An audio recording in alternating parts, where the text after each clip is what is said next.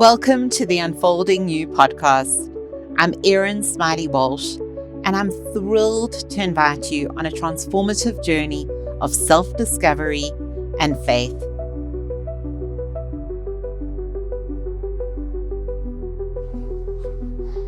Hi, everyone. Welcome to another episode of the Unfolding You podcast with me, your host, Erin Smylie Walsh.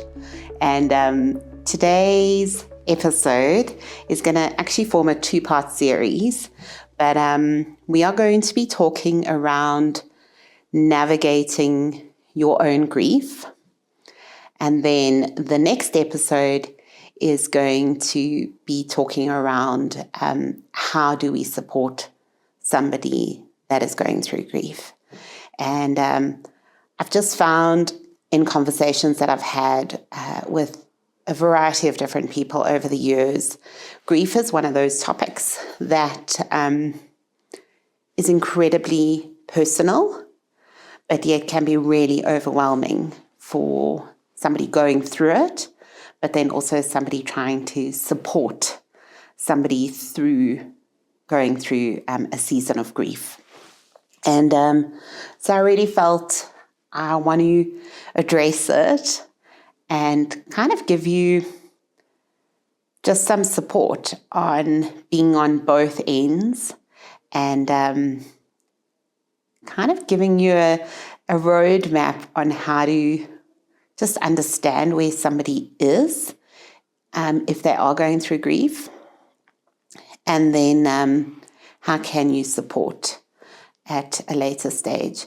But today we're going to talk around navigating your own grief. And it's something that is just always so painful to try and think of, because it is a season in life that you are firstly never prepared for, and then a season that changes the longer you grieve. It's incredibly personal, and it goes through a trajectory of your own pace, not at the pace of what others expect you to go through. So we're going to dive in. I think the misperception around grief is is a loss of life. But the reality is we can grieve so many different things in life. And it could be a loss of a career or a job.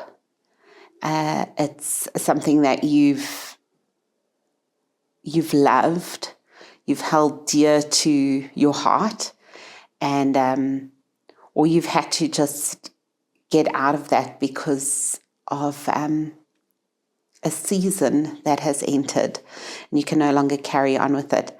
Another element of grief can be the end of friendships or relationships. We forget that ending, whether it's ended on someone else's end or we've put an end to it, we can also experience grief through that stage of life. Loss of dreams or our expectations from life. I mean, we've got all these plans in our head of like how life is going to unfold, how we are going to navigate life, the trajectory of a progression of life, and we can go through stages in life where they don't actually go as planned, and that is also painful to experience, and one we don't necessarily understand fully, but I think a lot of us can, is recovering from crises or major life changes. I think COVID brought a lot of that to a lot of people, and elements of major life changes. And seasons came to an end, new seasons needed to start out of utter survival. when I look at some of the personal experiences of grief that I have had to navigate, I've probably gone through all of those examples that I've given you of how we can experience grief. The largest one was obviously losing both my parents in less than a week of each other, and just the gravity of that loss in my life and having to navigate them not being in my life anymore, physically, where you have, you just have moments of emptiness that are no longer filled by them. And you need to now start navigating life without them. I think in COVID as well, when I was working in the wedding industry as a hair and makeup artist, and that entire industry shut down. It was a major part of who I was. And I think for me, it was this where I almost weighed up my identity in what it was I was doing. And now all of a sudden I was trying to navigate a loss of a career, entering another career in utter survival mode, and not necessarily being able to grieve the end of what was. And you feel quite overwhelmed and out of sorts when it comes to that sudden end in your life. Lots of friendships and relationships, like I've ended relationships and friendships because I know that it is better beyond that. But it's still really hard to navigate around that because you've built this entire dialogue with someone that is now suddenly no longer there. And that's difficult to navigate. I look at major life changes was where my dad got retrenched when I was 14. And just the changes that came around our family, where we were staying, and just the elements of faith that we had to really live by in that season. So grief just comes in so many different forms. And I think if we don't treat all these areas in a state of mourning, we often don't give them the space for us to, we don't allow ourselves the space to work through them. And then they actually start like just compounding emotionally within us. So one thing I really want to navigate is understanding your feelings when you're going through grief. It's people have this concept of like, oh, you know, there's all these stages of grief, and if you navigate the one, you move to the next and you finish the next. And the reality is grief doesn't work like that. I can be really sad today and really angry tomorrow. And then I can go back to like utter sad, like it's this consistent like ping pong ball effect of life where because you've worked through one emotion on one day, you're never going to feel it again. The reality with grief is it's now navigating a new normal, and grief will forever change you. Grief, you don't just like wake up one day and go, okay, I'm done grieving.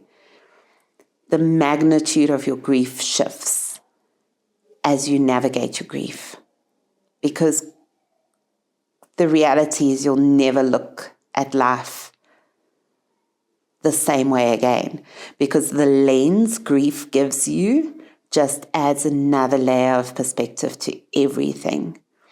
You you just start appreciating time more.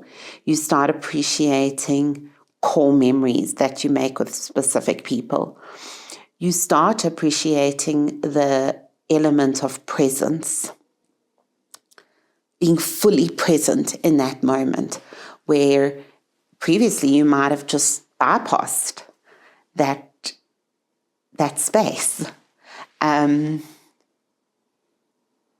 Living a life of no regret. And I think grief just brings a perspective to life where you go, nothing is guaranteed. The only thing that is guaranteed is, where are you going when you die? Do you have utter faith in what is beyond your current circumstance?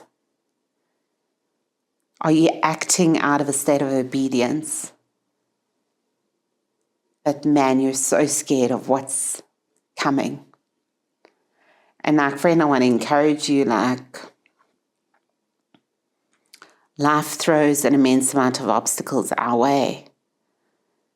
But the only way we can navigate that is how we deeply rooted. Life carries on. And a lot of times people find connection to God in those current circumstances.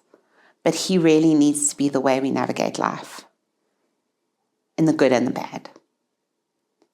And I know that there's no ways I would have made it through a number of things in my life if it wasn't for who held my hand through those. And that was the Lord. When you're understanding your feelings in grief, I want you to be able to validate your emotions. You need to be able to validate that I'm feeling sad, that I'm feeling angry, that I'm confused in this state, that I'm lonely. Because if we start putting words to our feelings, somehow we start being able to digest them. And sometimes you just can't put words to how you're feeling because you're broken. Your heart is broken. And what happens then is we just sit in something we can physically not verbalize. It's a pain that is often indescribable. And knowing how to work through that takes time. I want you to understand that grief is a personal journey. There's no timeline to navigate grief. There's no right way to navigate grief. The unfortunate thing around grief is you don't know how you're going to deal with it until you're in it. And that is hard. I want you to also understand that those around you are also trying to navigate a life around you. And so you need to also have patience with them because they can't understand how it is you're feeling.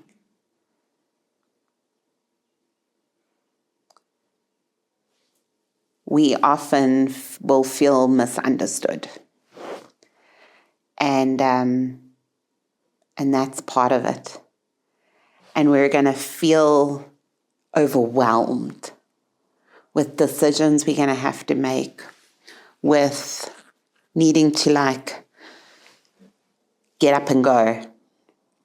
We're going to feel overwhelmed just with normal, everyday elements of life due to grief. Because the reality is, you physically have never felt this before. And even if you have, having experienced it in different stages or different circumstances, bring on a different element of emotions and feelings. So because you've felt it a certain way in one context, doesn't necessarily mean you're going to feel it exactly the same way in another.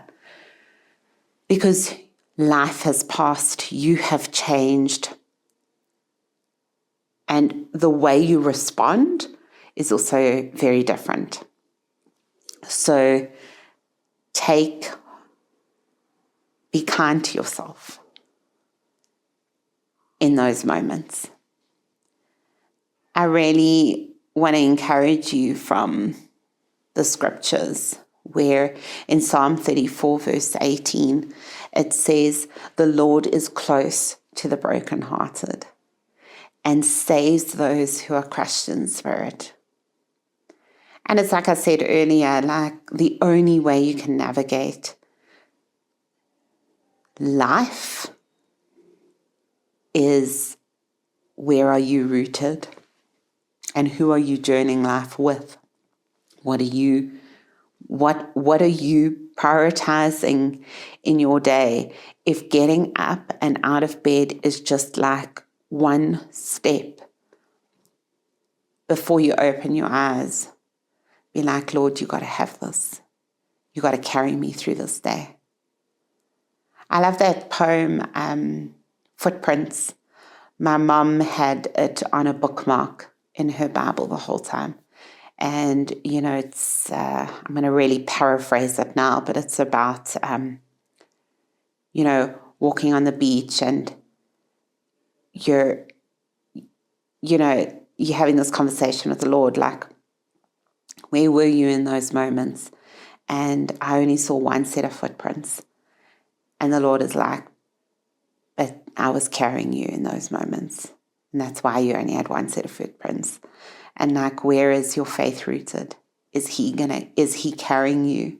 Or are you relying on your own strength to navigate life? Because the reality is you can't. You can't.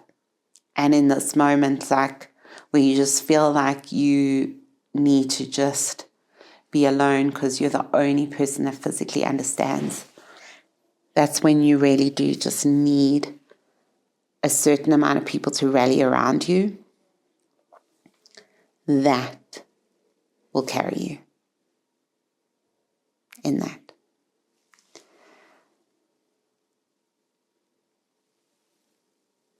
I've navigated some practical steps on how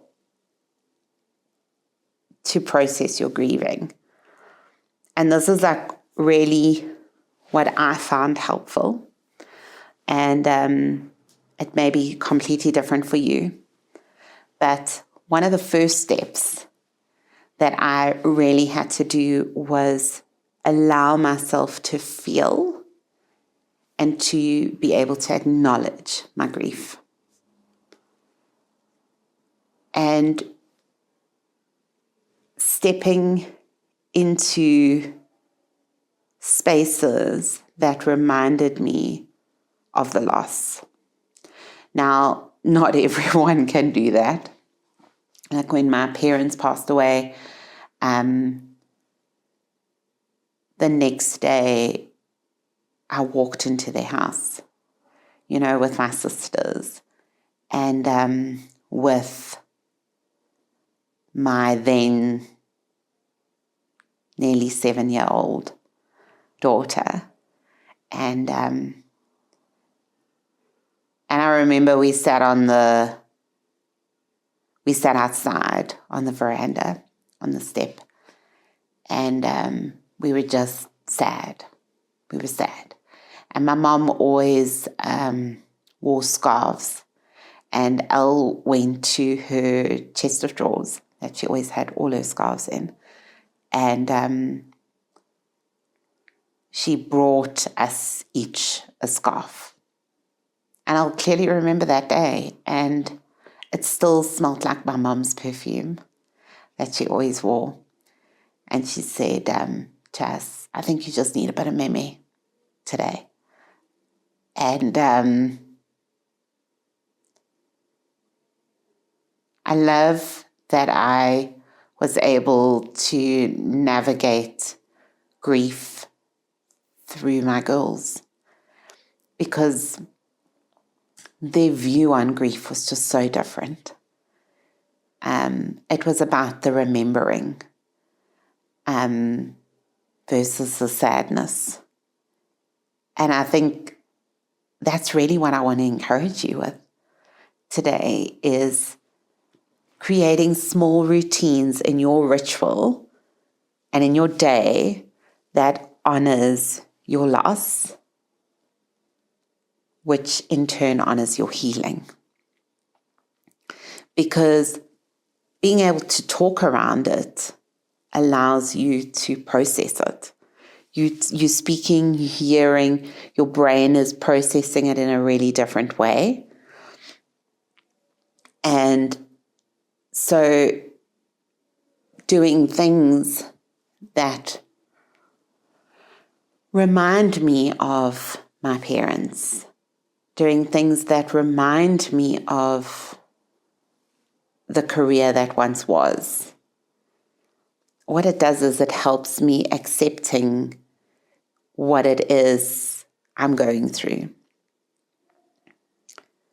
One of the big elements in being able to navigate my healing and processing my parents' death was really documenting my feelings. I wrote each of them a letter, breaking down like what I was sad about, what I was upset about, what I was sorry about, and just like dumping my feelings on a page. And what I found in that moment was, just by being able to write down everything I was feeling, it allowed me to navigate what I was feeling. And almost putting it down on paper just gave me a relief of the weight I was carrying in those feelings. So I want to encourage you to do that, because I feel it is quite cathartic when you can process your thoughts and emotions on paper.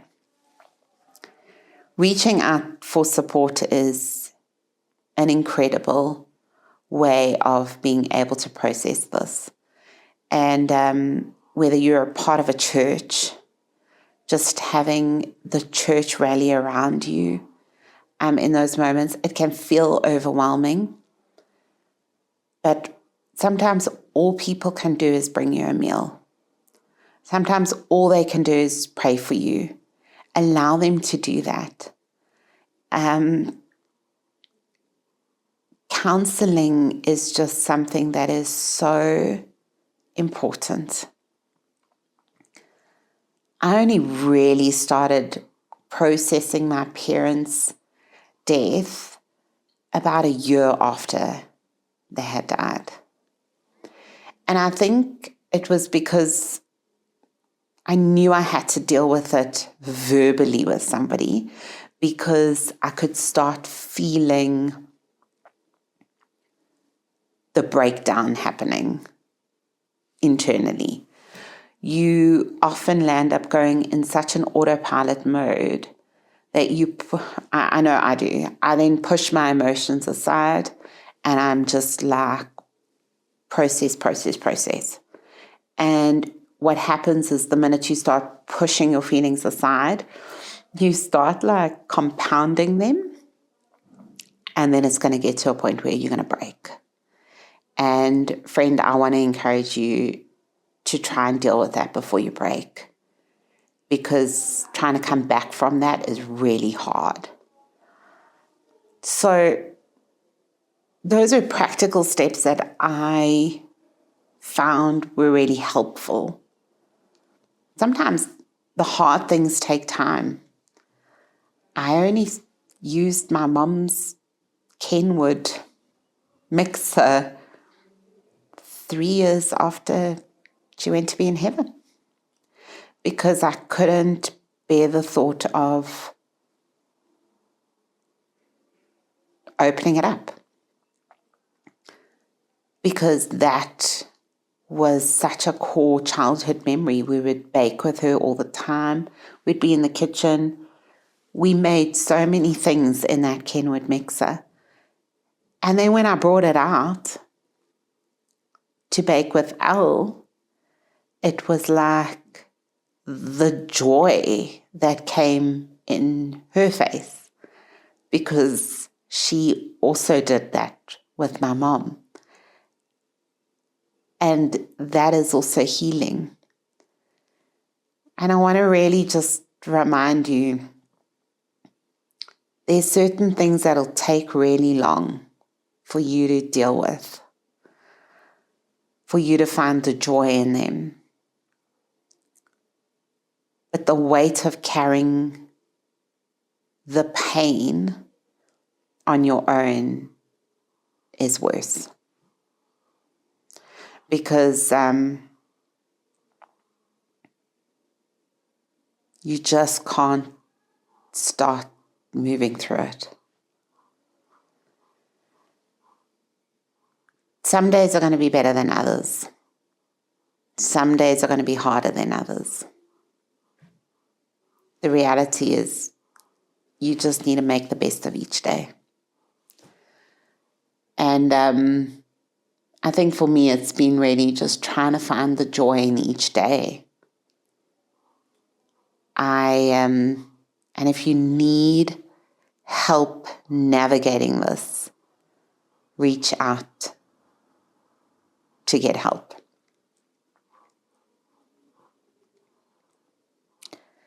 What I love is being able to talk about my parents.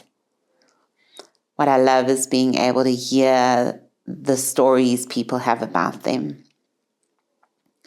Being able to read letters from years back. Being able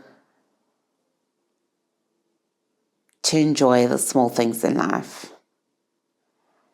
And just living in that memory. Now, I've spoken a lot about loss, but of my parents. But some of you may be grieving the loss of a life you thought you were going to have. Whether that is through illness, whether that is through an incident. I want to remind you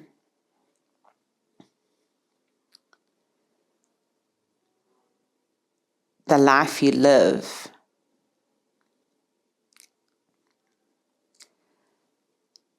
beyond the crisis echoes far louder than the life you lived before. Because I really do believe you live with just different eyes. You live in moments where you would never think you'd be here.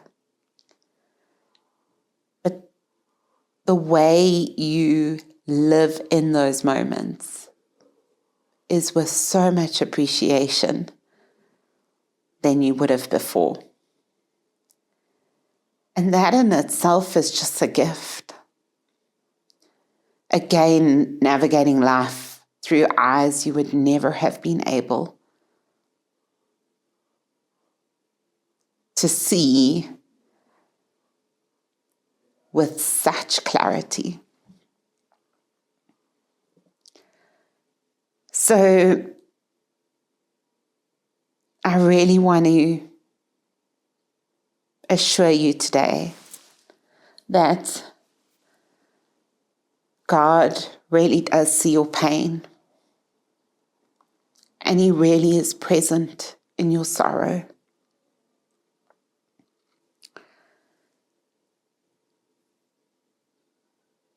And you don't have to navigate it alone, because He is there with you. And if you don't know a life with Jesus,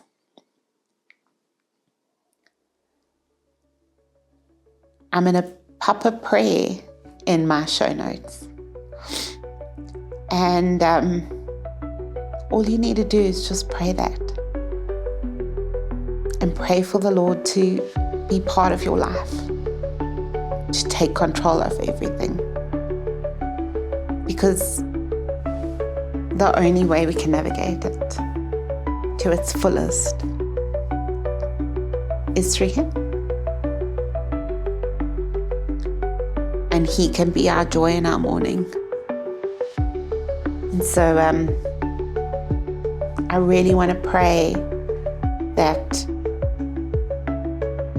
this has touched you in a way that can encourage you to press forward in whichever season you're in, because He can navigate that season with you.